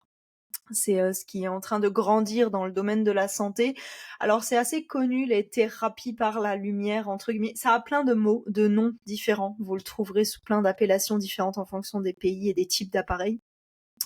Dans le milieu médical, ils utilisent des lasers, ce qui est interdit si vous n'êtes pas du milieu médical. Donc nous, c'est pas des lasers parce que le laser, ça va être plutôt dans le traitement de tout ce qui est au niveau hospitalier, au niveau quand vous vous faites opérer, etc. Mais avec les LED, il y a déjà énormément de choses qui sont faisables. Là, ce que vous voyez, c'est des casques différents en fonction des marques, mais il y en a qui, notamment la photobiomodulation, c'est super super intéressant dans le cas des démences et aussi de l'autisme et de plein d'autres choses aussi. Pourquoi? Parce qu'en fait, pour vous la faire courte et vous épargner tous les processus biologiques qui se passent, en gros, quand vous avez de l'exposition à la lumière, va y avoir tout un phénomène biologique qui fait que ça produit dans la cellule plus d'ATP. ATP, c'est quoi? C'est de l'énergie. Il y a une meilleure oxygénation et il y a un meilleur nettoyage des tissus. Donc, si vous avez, entre guillemets, des déchets dans l'organisme, souvent de l'inflammation, quand il y a de l'inflammation, il y a du stress oxydatif, il y a des choses comme ça permet de le nettoyer. Si vous êtes malade, moi quand j'ai attrapé le Covid, ben, je peux vous dire que j'étais bien contente de pouvoir avoir ça prêté à la maison gracieusement par mes collègues parce que ça m'a aidé à éclaircir un peu mon cerveau et à sortir la tête de ces 10 jours de Covid intense, de migraines, de fièvre, etc. Voilà, quand vous êtes malade, vraiment ça aide à décrasser l'organisme. Et dans l'autisme, alors on a une présentation qui est un petit peu plus précise à ce sujet-là, je vous ai mis la référence à la fin. C'est un sujet extrêmement intéressant et notamment ici il y a le casque de la marque V-Lite qui est spécialisé, qui a sorti ça au niveau de l'Alzheimer et ça donne des très très très bons résultats. Nous on avait un client qui avait ça, qui utilisait ça tous les jours en plus du neurofeedback et ça a vraiment freiné l'évolution de la maladie. On voyait la différence quand il le faisait la semaine et que quand il le faisait pas. C'est pour moi ces appareils-là, ce sera vraiment l'avenir de la façon dont on est soigné parce qu'en plus ce sont des choses qu'on peut mesurer, qui sont connues. Il y a des fréquences partout dans le corps et autour de nous qui sont connues. Il y en a qui sont étudiées déjà depuis longtemps. Alors il y a une vidéo qui a été publiée un peu plus précise sur le sujet par Paolo Cassano. Elle est un petit peu longue, elle est en anglais, mais aujourd'hui avec tous les systèmes qui existent sur YouTube, etc., vous pouvez mettre la transcription automatique. Donc si vous n'êtes pas à l'aise en anglais, ou alors vous pouvez la mettre dans une IA qui vous la traduira gracieusement. En tout cas, dans tous ces sujets-là, c'est super important d'être à l'aise en anglais. C'est vrai que voilà, si vous voulez lire des études et des choses, malheureusement, tout se fait en anglais. Mais aujourd'hui, avec tous les outils qui existent, il y a la possibilité de se le faire traduire. Donc voilà, c'est quelque chose qui voilà, si on voit qu'il y a besoin, on l'utilise pas forcément sur tout le monde. Parce que la photobiomodulation, c'est pas comme les autres stimulations. Ici, vous n'avez pas de risque de surstimuler, par exemple. Par contre, avec la photobiomodulation, il y a une fenêtre très précise. Si vous ne la faites pas assez intense, il y a peu d'effets. Si vous la faites trop intense, il risque d'y avoir trop d'effets corporels qui sont pas agréables. Donc, c'est pas pour tout le monde non plus. Mais c'est un sujet intéressant et dans l'autisme, il y a des études spécifiques qui sont faites là-dessus au niveau des difficultés au niveau cellulaire. On en parlait tout à l'heure des différences au niveau de l'organisme et du corps et du cerveau. Donc il y en a aussi, c'est super intéressant. Mais pour quand même Et dire cet aspect de surstimulation, comme tu le disais, c'est vrai qu'on l'a pas spécifié, mais pour le SSP, chaque personne a son niveau de sensibilité quand même.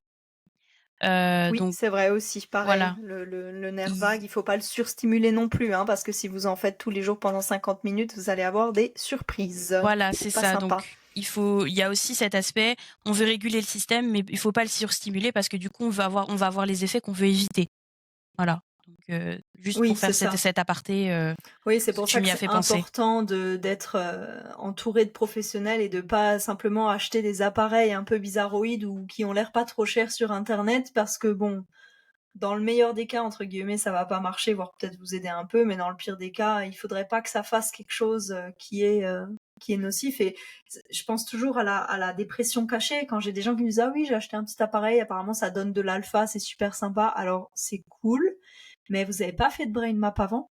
Et qu'est-ce qui se passe si jamais, dans la condition en yeux fermés de votre EEG, en fait, vous avez une dépression cachée? J'appelle ça une dépression cachée. Pourquoi? Parce que vous la sentez pas, mais il y a quelque chose et que vous avez déjà trop d'alpha. Et ben, si vous utilisez cet appareil, en fait, vous allez la dépression, il y a tout qui va ressortir et vous allez avoir plein de. Enfin, on a déjà entendu des choses comme ça de gens ou qui ont fait de la surstimulation en achetant un petit appareil de stimulation vagale dans le nez et disaient ah je comprends pas, je me sens mal, j'ai des nausées, des machins. Et en fait, on a découvert qu'ils se stimulaient, je sais pas combien de temps par jour avec ces appareils-là. Et moi, je dis là, non. Donc voilà, ça c'est important, faites pas n'importe quoi. Oui, il n'y a pas de risque, mais c'est pas sympa si vous avez de la nausée, quoi. Vous n'avez pas passé un bon quart d'heure. Et donc voilà, ça, ce sont des appareils qu'on utilise en même temps que le neurofeedback. Alors, le Safe and Sound à la maison, pour le reste, c'est principalement pendant les séances. C'est aussi ce qui explique pourquoi nous, quand on vous dit traitement, c'est entre 10 et 20 séances. Alors je dis entre parce qu'en fait ça va dépendre. Quand c'est des choses plus type anxiété, etc., c'est 10 séances. Quand c'est des choses avec de l'autisme non verbal, on est plutôt sur 20 facile. Parce qu'il y a une différence entre quelque chose de fonctionnel et quelque chose de structurel. Au niveau de l'autisme, c'est la structure qui s'est déjà développée différente du cerveau, donc ça demande plus de travail. Et ça dépend aussi à l'âge auquel vous venez. Donc ça, c'est des choses qui sont super importantes. Parce que souvent, voilà, on nous dit oui, mais pourquoi moi on me dit là chez l'autre personne c'est 60 séances, 80, 40 séances de 20 minutes à 40 €. En fait, comme l'expliquait Moïcha, il n'y a pas de. C'est des gens qui utilisent du 2 ou du 4 canal, ils n'ont pas la connectivité, ils n'ont pas les réseaux, ils font souvent malheureusement pas de brain map parce que pas besoin dans ce genre de système, entre guillemets. Ils n'ont pas les appareils de neuromodulation à la maison et en séance. Donc en fait, forcément, c'est logique, ça prend plus de temps. C'est des autres matériels, c'est une autre façon de procéder. Mais au final, bon, si vous comptez que vous faites 60... J'ai déjà eu des gens qui me disent « Oui, j'ai fait 100 séances de neurofeedback dynamique. Si vous faites 100 fois le prix qu'on vous a demandé... au final, ça revient aussi à un budget, mais souvent, nous, on a des gens qui sont, comme ils arrivent et qui sont désespérés, qui veulent une solution rapidement, ben voilà, on peut pas leur dire, oh, ben là, on est parti pour 60, 150 séances. Donc, on a, voilà, c'est avec l'expérience et le travail, surtout de François, qu'avec le temps, ces choses-là se sont développées. Ça aussi, à l'époque, hein, quand il a commencé avec du 2 et du 4 canal, hein. Mais au fur et à mesure, il y a eu ces outils qui se sont implémentés, ça évolue toujours. Notre logiciel, moi, ça fait 6 ans que je travaille, c'est pas plus du tout le même que quand j'ai commencé de travailler il y a 6 ans. Il y a des nouvelles fonctionnalités, il y a des nouveaux protocoles, il y a des nouvelles choses. À l'époque, le Safe and Sound, on l'avait pas encore, etc. C'était des balbutiements, donc voilà, c'est un milieu qui bouge beaucoup, donc faut suivre. Faut suivre, mais ça en vaut le coup, quoi. Ça en vaut vraiment le coup. Donc c'est ça qui fait que notre approche, elle est un peu différente des types de neurofeedback que vous allez retrouver dans la recherche ou ailleurs sur Internet, chez d'autres providers. Alors voilà, nous, on en parle. Et voilà, notre avis, j'ai envie de dire, pour vous, ça vous intéresse pas parce que, entre guillemets, bah, nous, on travaille là-dedans, donc nous, on cherche à faire promouvoir notre truc. Bon, bah, vous avez raison, oui. Donc, je ne peux que vous recommander de lire les avis de nos clients, en tout cas pour ceux qui veulent bien en laisser un, parce qu'il y en a plein qui préfèrent rester anonymes, etc. C'est tout à fait ok. Donc ça, ce sont des gens qui parlent de leur expérience, que ce soit pour eux-mêmes, pour leurs enfants, pour plein de choses différentes, de l'autisme, etc., de l'anxiété, des problèmes de comportement. Il y en a qui mènent même des photos de l'évolution de l'écriture de leurs enfants, etc. Donc, merci aux gens qui laissent leur avis honnête de comment ils ont vécu l'expérience neurofeedback, comment ils ont vécu la stimulation ou le SSP. Y en a qui sont extrêmement intéressants de dire bah au début ça a été très dur, j'ai eu un coup de mou, etc., mais on m'a rassuré et après ça y est, c'est venu comme ce qu'on avait prévu, etc. Donc voilà, moi j'en parle, moi je sais à quel point c'est bien, mais ceux qui vous parleront plus et qui sont, je pense, plus proches de votre quotidien et de vos difficultés, ce sont ceux qui sont déjà passés par chez nous. On a aussi récemment sur YouTube mis un témoignage de une de nos clientes qui a bien voulu accepter parler de son expérience à visage découvert. Donc merci Sandra. La vidéo est disponible sur YouTube. Elle vous parle de tout son parcours et de pourquoi elle a décidé de faire autant de kilomètres pour venir nous voir et faire du neurofeedback plutôt qu'à côté de chez elle. C'est une personne qui m'a beaucoup touchée, c'est un témoignage très touchant et voilà, elle parle de son quotidien, des difficultés, donc je pense que ça en parlera à beaucoup. Pour ceux qui sont un petit peu plus curieux sur les ondes, le cerveau, le QEG, qui veulent en savoir un petit peu plus, on a un peu développé ça plus en détail au niveau de cette vidéo-là. Donc ça, c'est voilà, spécifique sur l'autisme. Il y a des cas de clients là-dedans, de avant, après, de données qu'on a pu prendre, etc. pour vous montrer quel type d'effet vous pouvez vous attendre, quel type d'évolution, de changement. Au niveau de la page aussi, on a le témoignage d'une maman qui était venue de la région parisienne avec sa fille qui était autiste non-verbal, qui a fait le traitement avec nous et qui a mis son témoignage sur la page, qui est aussi très touchant. Voilà, c'est pour ça, c'est pour ces choses-là aussi qu'on travaille et qu'on est toujours autant à fond et motivé. C'est quand on voit tous ces changements. Parfois, on pourrait dire qu'il s'agit de l'ordre du miracle quand on voit certaines personnes dans quel état elles sont arrivées et dans quel état on sort. Et nous, quelque part, quand on vous voit venir, on sait ce qui peut vous attendre derrière, mais c'est toujours super gratifiant de voir yes. Cette personne, elle a mis toutes ces choses en place, elle a fait tout ça, elle y est arrivée, c'était difficile, elle a pas lâché, on est restés ensemble, etc. C'est vraiment un travail d'équipe et c'est toujours super gratifiant de les voir sortir de leur coquille, s'exprimer. Voilà, c'est super chouette. Donc je vous invite à regarder ces choses-là. Si vous avez des questions, n'hésitez pas à nous écrire à notre adresse email qui est info avec un s @neurofeedback-luxembourg.com. Voilà, aucune question n'est bête. Ceci dit, je pourrais ajouter que souvent, c'est vrai que les questions sont quasiment toujours les mêmes. Faites un tour sur le site web, il y a une FAQ. On a posé toutes les questions qu'on nous pose tout le temps. Donc souvent, vous trouverez les informations. En plus, on essaye d'être hyper détaillé. On essaye de... Vous voyez, on voulait de nouveau faire une présentation qui était courte et je vois 1h28 sur, sur le timer. Bon, bah, on a vraiment du travail d'amélioration à pas parler trop, mais voilà, c'est notre métier, c'est notre passion, c'est aussi ce qui nous a aidé nous sur notre versant personnel. Et on voit ces évolutions et ces cas toute l'année. Donc en fait, c'est pour ça que on essaye d'en parler parce que dans le niveau de la médecine classique, c'est encore très fermé à ça. Il y en a plein qui ne connaissent pas en fait. Personne n'a jamais entendu parler de ça alors que ça existe depuis les années 60. Donc c'est quand même dingue, on est en 2025. Donc voilà, c'est pas nouveau, c'est pas de la poudre de perlimpinpin, c'est pas un truc magique ou c'est pas un truc attrape-nigo, c'est scientifique. Voilà, allez sur le site web, regardez les études qu'on a mis et encore on les a pas toutes mis.